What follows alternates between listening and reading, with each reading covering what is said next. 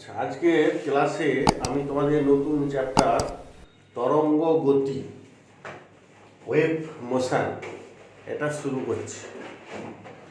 তো আমরা তরঙ্গ গতি প্রথমে আগে জানতে হবে তরঙ্গ কি, হোয়াট ইজ ওয়েভ,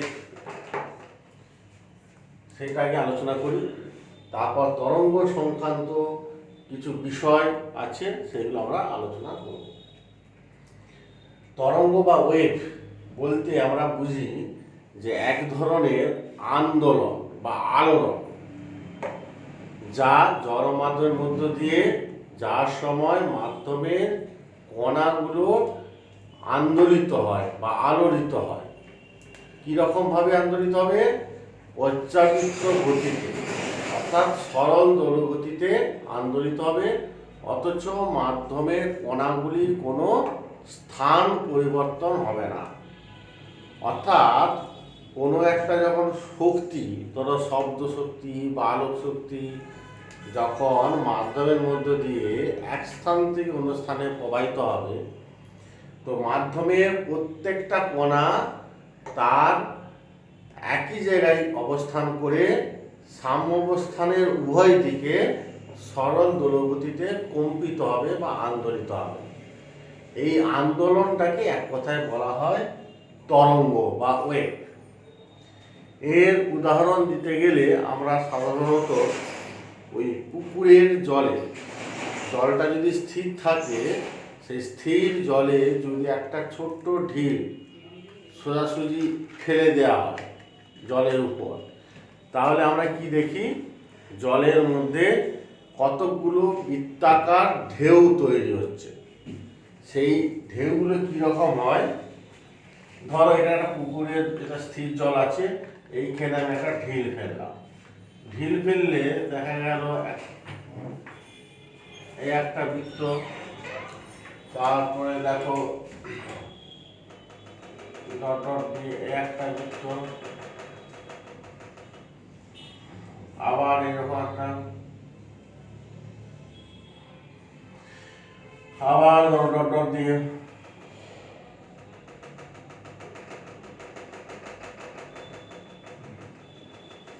এইরকম কতগুলো বৃত্তাকার ঢেউ তৈরি হচ্ছে।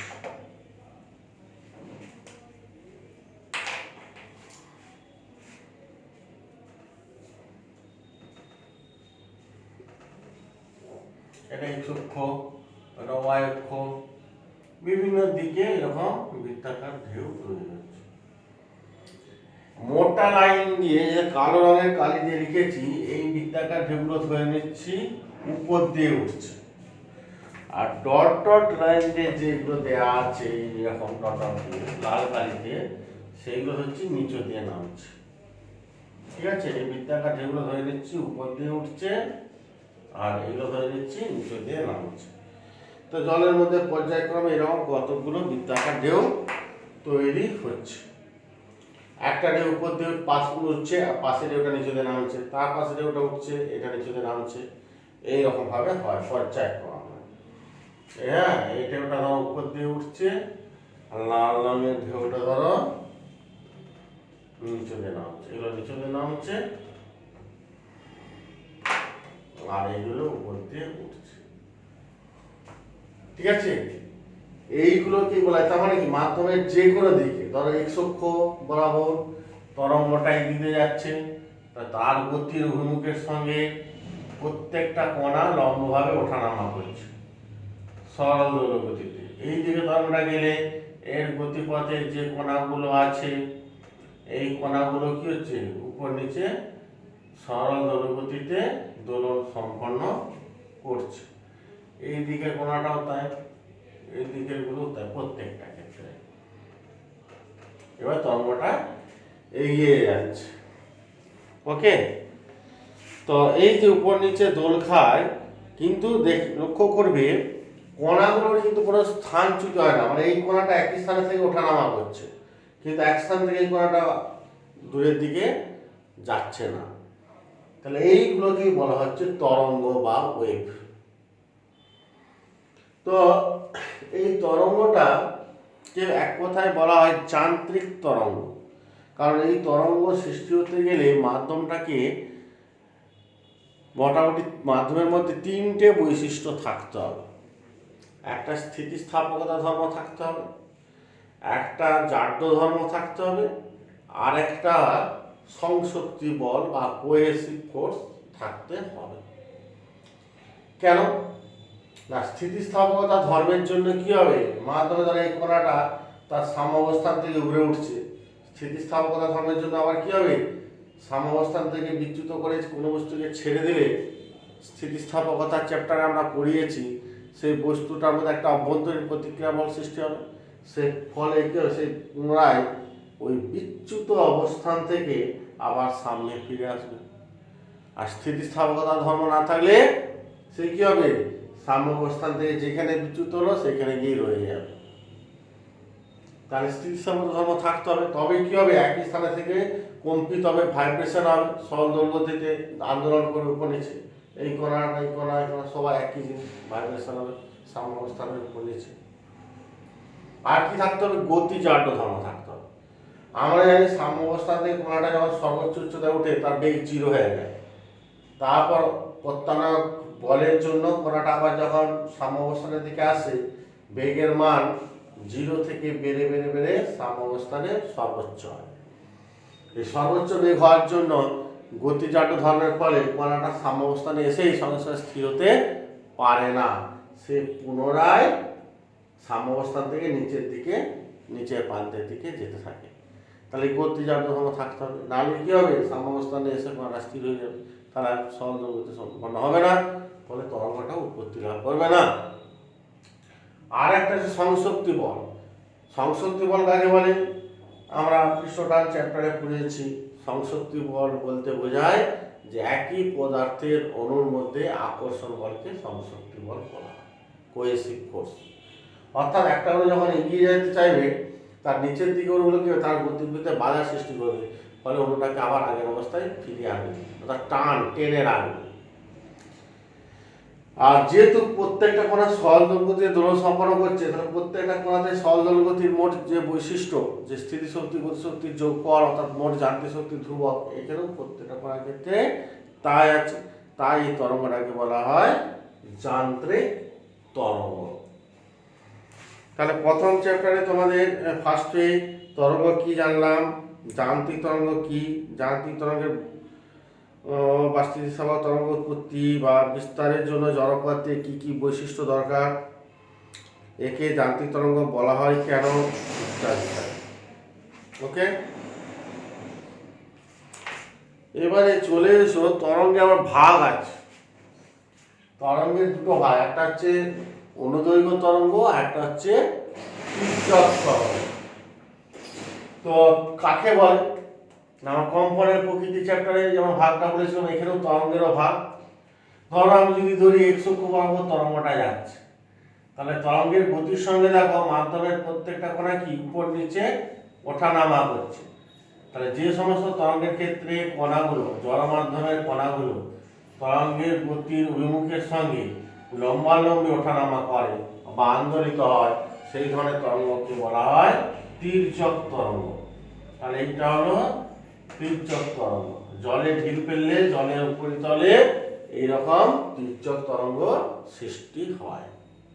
ওকে, আবার আরেক ধরনের তরঙ্গ আছে, অনুদৈর্ঘ্য তরঙ্গ বলেছিলাম, যে একটা স্প্রিং তার এক প্রান্ত দৃঢ়ভাবে আবদ্ধ রেখে নিচে একটা বস্তুকে, এবারে বস্তুকে বেঁধে যদি টেনে ছেড়ে দেওয়া হয়, তাহলে স্প্রিং এর প্রত্যেকটা কণা দেখবে তরঙ্গের গতির সঙ্গে বা স্প্রিং এর দৈর্ঘ্যের সঙ্গে সমান্তরালে কম্পিত হচ্ছে। তাহলে এটা হচ্ছে অনুদৈর্ঘ্য তরঙ্গ। তার তরঙ্গের ভাগ হচ্ছে দু ধরনের, অনুদৈর্ঘ্য তরঙ্গ আর তির্যক তরঙ্গ।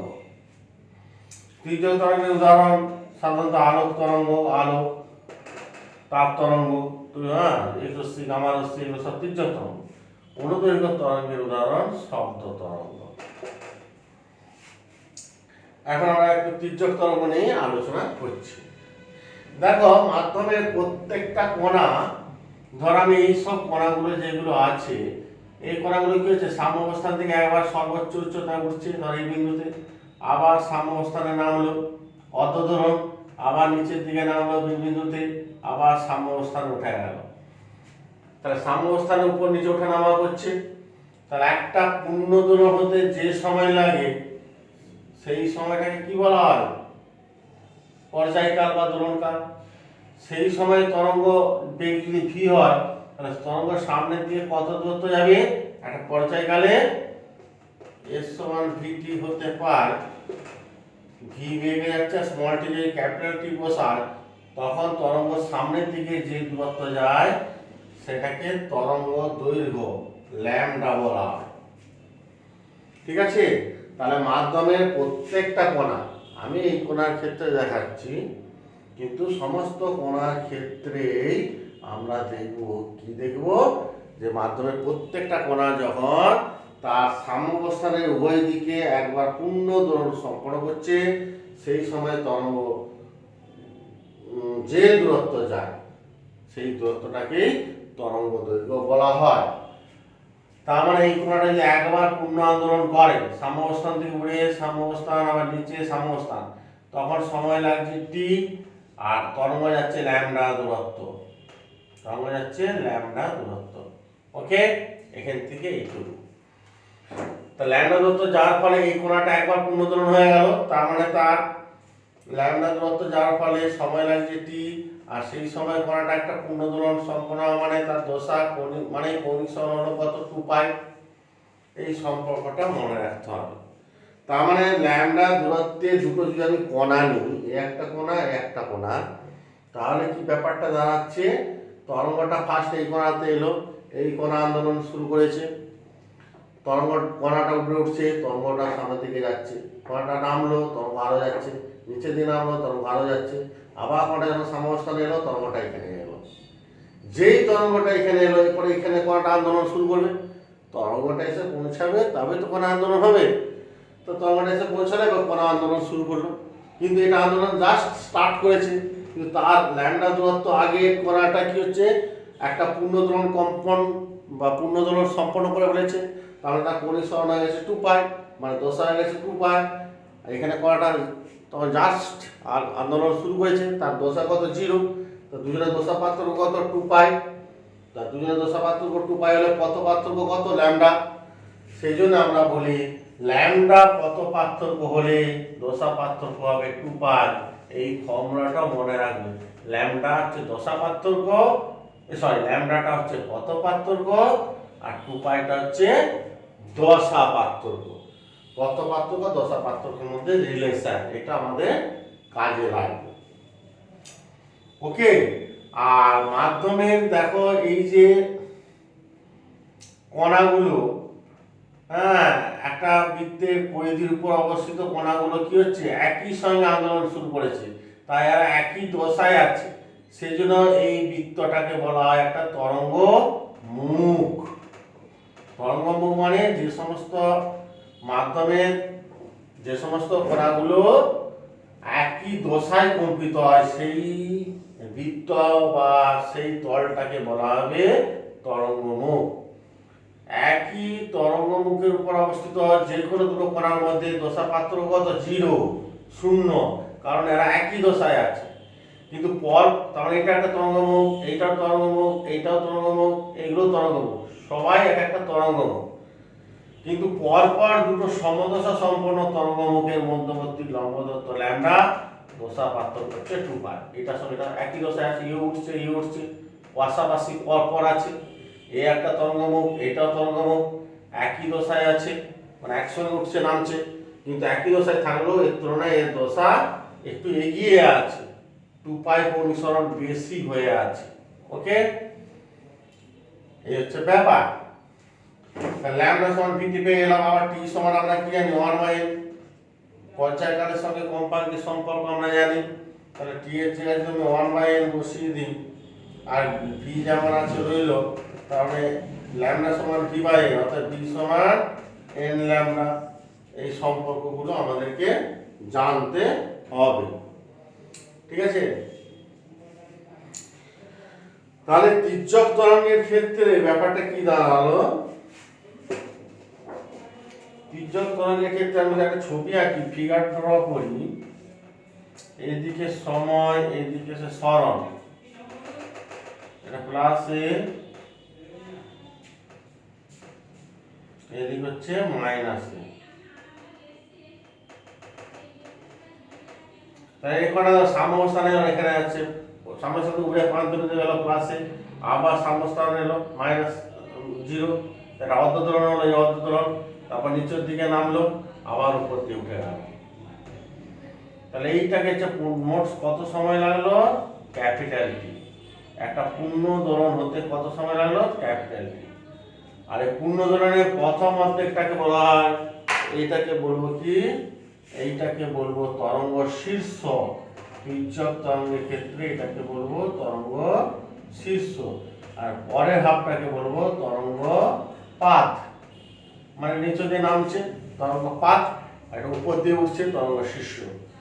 মিলে একটা তরঙ্গ শীর্ষ, একটা তরঙ্গ পাত মিলে হলো একটি পূর্ণ তরঙ্গ। একটা পূর্ণ তরঙ্গ মানে একটি তরঙ্গ শীর্ষ প্লাস একটি তরঙ্গ পাত হয়ে গেল একটা পূর্ণ তরঙ্গ। তির্যক তরঙ্গে তরঙ্গ শীর্ষ, তরঙ্গ পাত। আর অনুদৈর্ঘ্য তরঙ্গ হলে কণাগুলো আবার কাছে আসবে, সেটাকে বলবো ঘনীভবন, আর একবার দূরে চলে যাবে সেটাকে বলবো তনুভবন।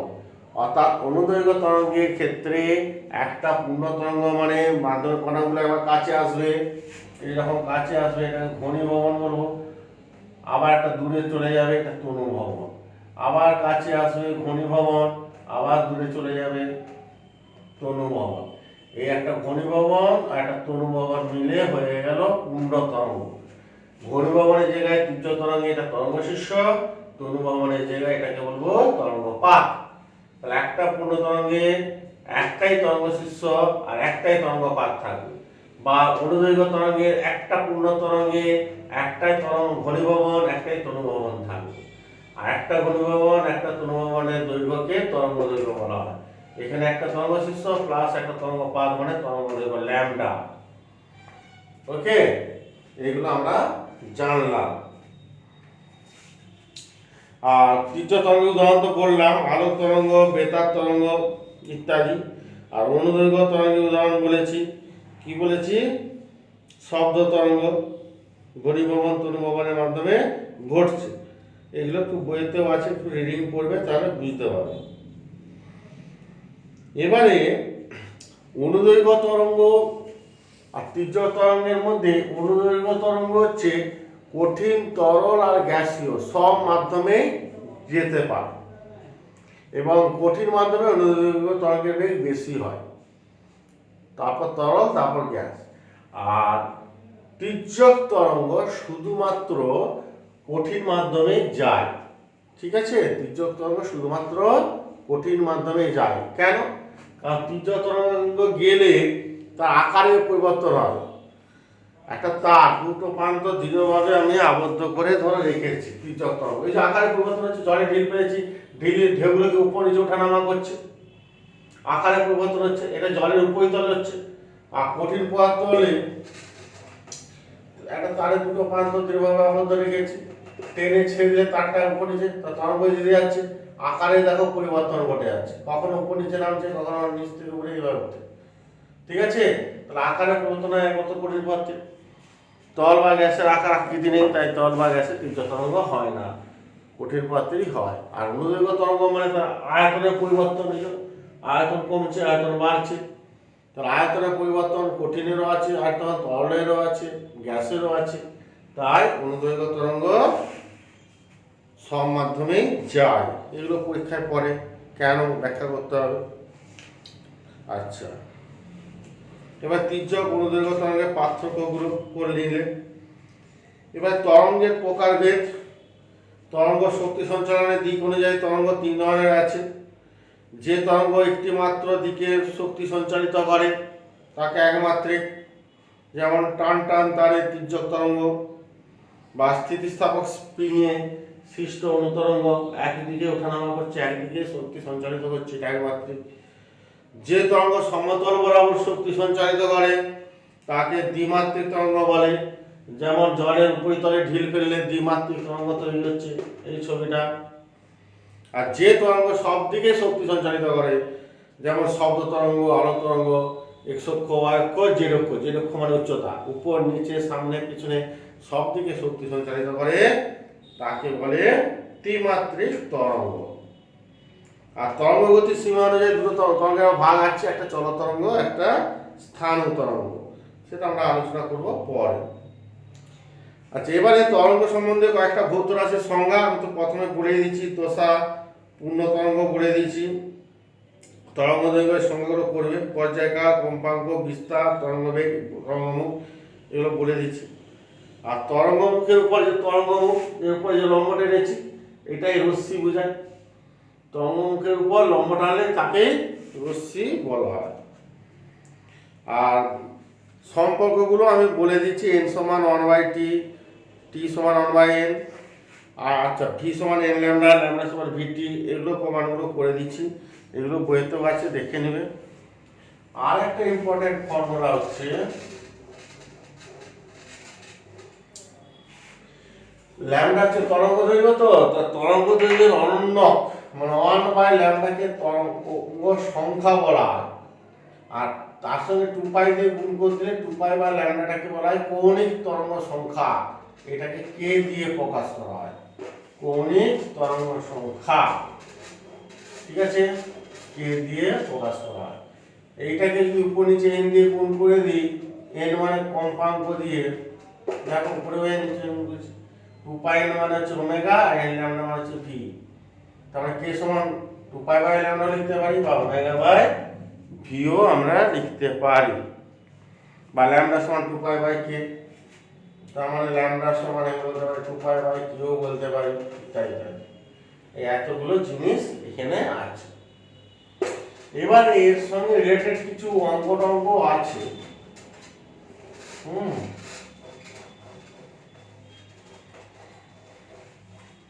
তার জন্য কি কি ফর্মুলা পেলাম, একটু যদি লিখি ফর্মুলাগুলো এক কাছে, তাহলে আমরা বুঝতে পারবো।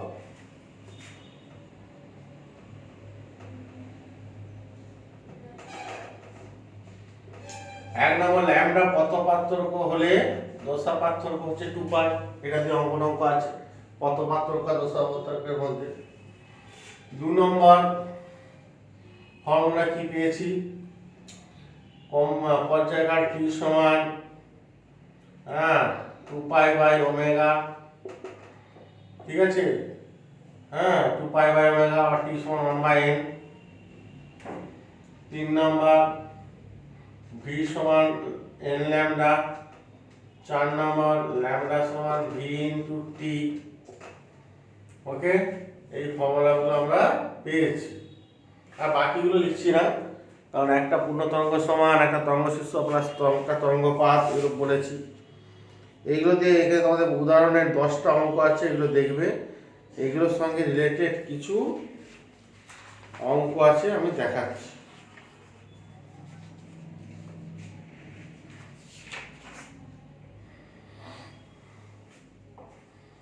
এগুলোর সঙ্গে রিলেটেড কিছু অঙ্ক, গাণিতিক সেট 1।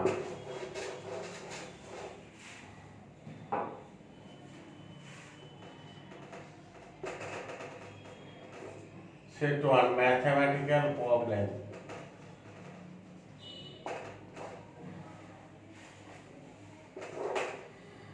প্রথমে দেখো একের দাগের অঙ্কটা কিভাবে করে, এই ফর্মুলাগুলো দিয়ে সব হবে। ও আরেকটা ফর্মুলা লিখতে ভুলে গেছি, 5 নম্বর, k সমান 2π/λ সমান ω/v। এতগুলো ফর্মুলা আছে।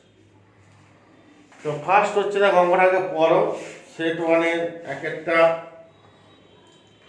বলছে, একটি শব্দ তরঙ্গের দৈর্ঘ্য 1 মিটার, বায়ুতে শব্দের বেগ 330 মিটার/সেকেন্ড হলে তরঙ্গটির কম্পাঙ্ক ও পর্যায়কাল নির্ণয় করো।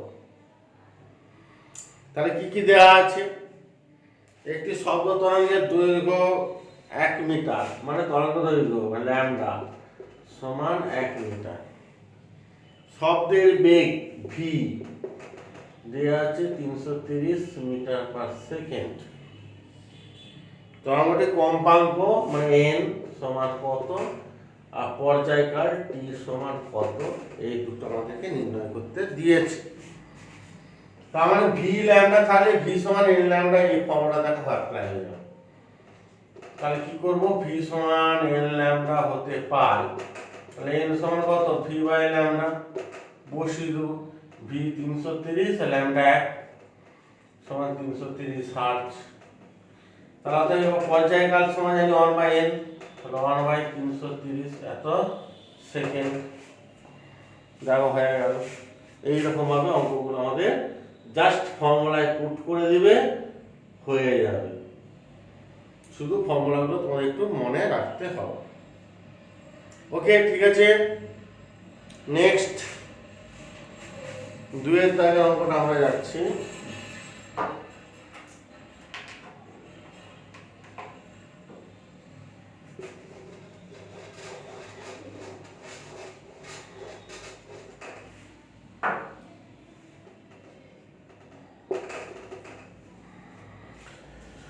বলছে 10⁷ হার্জ কম্পাঙ্কের একটি বেতার তরঙ্গের দৈর্ঘ্য কত আর তার বেগ দেওয়া আছে। তার মানে একের দাগের অঙ্কটার মতনই 10⁷ হার্জ কম্পাঙ্ক বিশিষ্ট একটি বেতার তরঙ্গের দৈর্ঘ্য কত, আলোর বেগ দেওয়া আছে 3 × 10⁸ মিটার পার সেকেন্ড। তার মানে কম্পাঙ্ক n সমান 10⁷ হার্জ, 10⁷ হার্জ দেওয়া আছে কম্পাঙ্ক। বেতার তরঙ্গের দৈর্ঘ্য মানে ল্যামডা সমান কত জানতে চেয়েছে। আলোর বেগ ভি দেওয়া আছে 3 × 10⁸ মিটার পার সেকেন্ড।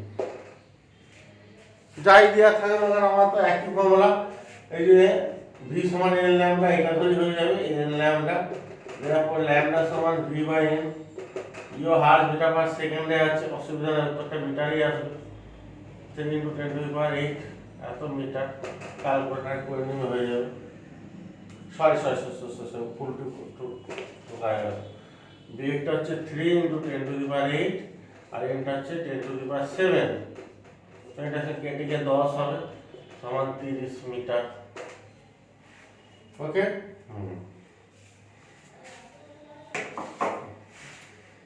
এবারে 3 দাগ থেকে একটু অঙ্কগুলো একটু আলাদা টাইপের আছে, একটু লক্ষ্য করো তাহলে বুঝতে পারবে। 3 দাগের অঙ্কটা বলছে 200 হার্জ কম্পাঙ্ক যুক্ত একটি উৎস থেকে উৎপন্ন শব্দ 1 কিমি পথ অতিক্রম করলে কটি ঘূর্ণিভবনের সৃষ্টি হবে। বায়ুতে শব্দের বেগ 330 মিটার পার সেকেন্ড। তাহলে কি কি দেওয়া আছে আমাকে আগে লিখে নিতে হবে। 200 হার্জ কম্পাঙ্কের একটা উৎস থেকে উৎপন্ন শব্দ 1 কিলোমিটার পথ অতিক্রম করলে কটা ঘূর্ণিভবন সৃষ্টি হয়। শব্দের বেগ দেওয়া আছে, বায়ুতে শব্দের বেগ 330 মিটার পার সেকেন্ড। মানে 3 দাগের অঙ্কটা কেমন হবে দেখা যাক।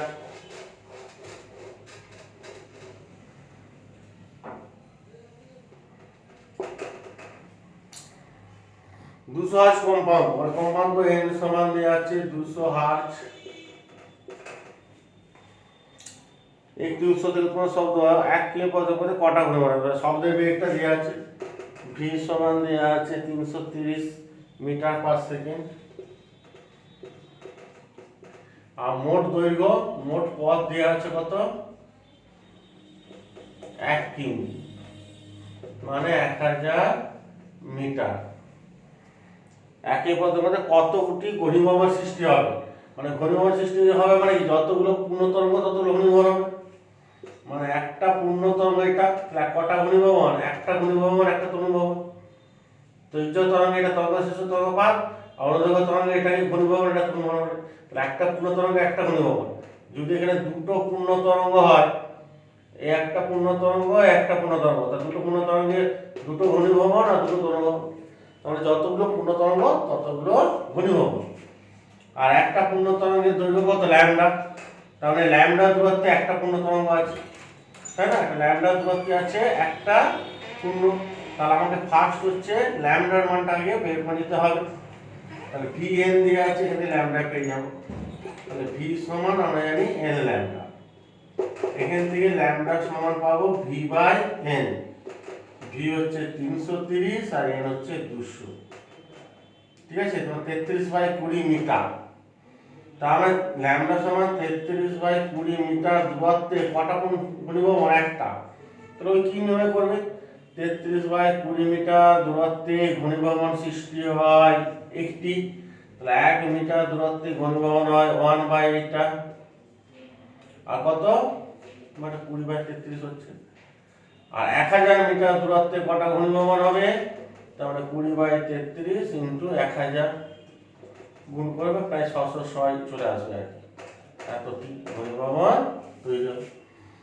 তার মানে টোটাল এইটুকু দূরত্বে একটা ঘনীভবন। এবার দূরত্বটা দিচ্ছে এতটা, 1000 মিটার। 1000 মিটার দূরত্বে কতগুলো ঘনীভবন? তাহলে 1000 কে 33/20 দিয়ে ভাগ করে দিলে ততগুলো ঘনীভবন হবে। ওকে, এই হচ্ছে 3 দাগের অঙ্ক। তারপর বলছি 4 দাগেরটা দেখো।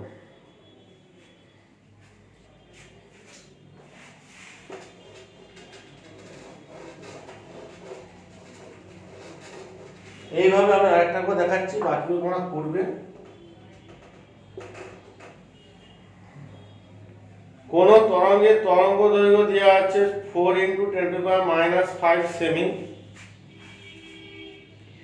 আর তরঙ্গ বেগ দেওয়া আছে 3 × 10⁻10 সেমি পার সেকেন্ড হলে কম্পাঙ্ক কত? আর 1 সেমি দূরত্বের মধ্যে কটা পূর্ণ তরঙ্গ উৎপন্ন হয়, এটা জানতে চেয়েছে। তাহলে কোন তরঙ্গের তরঙ্গ দৈর্ঘ্য সমান দেওয়া আছে কত? 4 × 10⁻⁵ সেমি। তরঙ্গ দৈর্ঘ্য ল্যামডা সমান দেওয়া আছে 4 × 10⁻⁵ সেমি। আর তরঙ্গের বেগ ভি দেওয়া আছে 3 × 10⁻10 সেমি পার সেকেন্ড দেওয়া আছে তরঙ্গের বেগ। তাহলে কম্পাঙ্ক n সমান কত? তাহলে আমরা জানি v সমান n ল্যামডা, এখান থেকে আমরা n পেয়ে যাব। n সমান v বাই ল্যামডা, বেগ কোণ দিবে 3 × 10 আর ল্যামডা হচ্ছে 4 × 10⁻⁵ এত হার্জ। এবার 1 সেমি দূরত্বের মধ্যে কটা পূর্ণ তরঙ্গ উৎপন্ন হবে? তা আমরা জানি তরঙ্গ দৈর্ঘ্য থেকে করতে হবে। তরঙ্গ দৈর্ঘ্য হচ্ছে এত, তাহলে আমি বলতে পারি 4 × 10⁻⁵ সেমি তরঙ্গ দৈর্ঘ্য। তাহলে এত সেমি দূরত্বের মধ্যে একটি পূর্ণ তরঙ্গ তৈরি হয়, তাহলে 1 সেমি দৈর্ঘ্য কত হবে? 1/এটা। এতগুলো ঘনীভবন বা পূর্ণ তরঙ্গ তৈরি হবে, ক্যালকুলেট করে নেবে এটা ভ্যালু ইত্যাদি। এইভাবে এইরকম ভাবে তোমরা 5, 6, 7, 8, 9 পর্যন্ত অঙ্কগুলো আছে, একটু দেখবে। আমি আবার একটু থিওরিটা পড়াচ্ছি, পড়িয়ে বাকি অঙ্কগুলো পরে করাবো। এবারে চলে এসো চল তরঙ্গ বা প্রোগ্রামী তরঙ্গের সমীকরণ।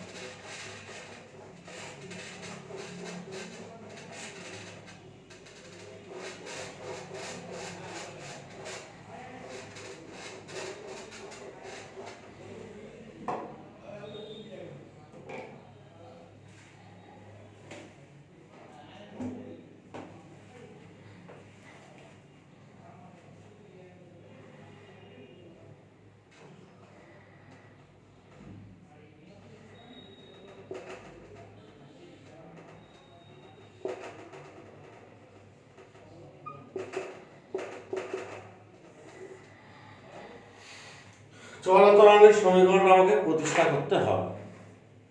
ঠিক আছে, চল তরঙ্গের সমীকরণ প্রতিষ্ঠা করতে হবে। চল তরঙ্গ মানে যে তরঙ্গ সময় সাপেক্ষে উৎপত্তি স্থল থেকে উৎপন্ন হয়ে সামনের দিকে এগিয়ে চলে যাবে আপ টু ইনফিনিটি, অসীম পর্যন্ত, সেই তরঙ্গকে বলা হয় চল তরঙ্গ। ধরো এখানে একটা উৎস, ও বিন্দু থেকে তরঙ্গটা উৎপন্ন হয়েছে, হয়ে এই এক্স অক্ষ বরাবর এগিয়ে যাচ্ছে সামনের দিকে। ঠিক আছে, তাহলে তরঙ্গটা এক্স অক্ষ বরাবর যাচ্ছে আর কণাটা হচ্ছে উপর নিচে আন্দোলিত হচ্ছে ওয়াই অক্ষ বরাবর। তরঙ্গটা এইভাবে যাচ্ছে, উৎপন্ন হয়ে এইভাবে যাচ্ছে। আমি ধরে নিচ্ছি ও বিন্দু থেকে এক্স দূরে অবস্থিত একটা পি বিন্দু নিলাম, এটা পি বিন্দু নিলাম, এই পি বিন্দুটা এখানে নিয়ে এই কোণের সরণ কত হয়েছে হচ্ছে কোনো এক সময় ওই কোণের সরণ হলো ওয়াই, কি সময় পরে কোণাটার সরণ এখানে যে সাম্যাবস্থান থেকে পি বিন্দুতে উপরে উঠেছে সরণ হয়েছে ওয়াই, এই সরণটা মান নির্ণয় করতে হবে, সেইটাই চলতরঙ্গের সমীকরণ, আর কিছু নয়। ওকে, তো তার জন্য আমরা কি করব, ধরে নাও তাহলে এই যে এখান থেকে তরঙ্গটা উৎপন্ন হয়েছে হয়ে এক্স দূরত্ব যাচ্ছে, আর এক্স অক্ষ বরাবর যাচ্ছে, আমি ধরে নিচ্ছি এক্স অক্ষ বরাবর তরঙ্গের বেগ সমান ভি ধরে নিচ্ছি তরঙ্গের বেগ। ওকে, তাহলে এক্স দূরত্ব যেতে তরঙ্গটা কত সময় লাগবে, তা তরঙ্গের বেগ ভি যদি হয় তাহলে আমরা জানি এস সমান ভি টি, এতে এই হতে পায় সময়টা সমান দূরত্ব বাই বেগ, দূরত্ব কত এক্স দূরত্ব গেছে, এই দিকে বেগ হচ্ছে ভি, তাহলে এখান থেকে তরঙ্গ উৎপন্ন হয়ে পি বিন্দুতে যেতে সময় লাগছে এক্স বাই ভি, এত সময় লাগছে তরঙ্গটা এখানে আসতে। তার মানে আমি যদি ধরে নিই তাহলে টি সময় পরে যদি হিসাব করি, টি সময় পরে ও বিন্দুতে যে কণাটা আছে কণার সরণ কত হবে, এটা উপর নিচে আন্দোলিত হচ্ছে, ও বিন্দুতে কণার সরণ যদি ওয়াই হয়, ওয়াই স্কয়ার আমরা জানি তরঙ্গটা যদি বিস্তার এ হয় তাহলে এ সাইন ওমেগা টি, আর ও এখান থেকে তরঙ্গটা উৎপন্ন হয়েছে এ টি সময় ধরেই আন্দোলিত হবে, ঠিক আছে। কিন্তু পি বিন্দুতে যে কণাটা আছে, পি বিন্দুতে কণার সরণ কত হবে,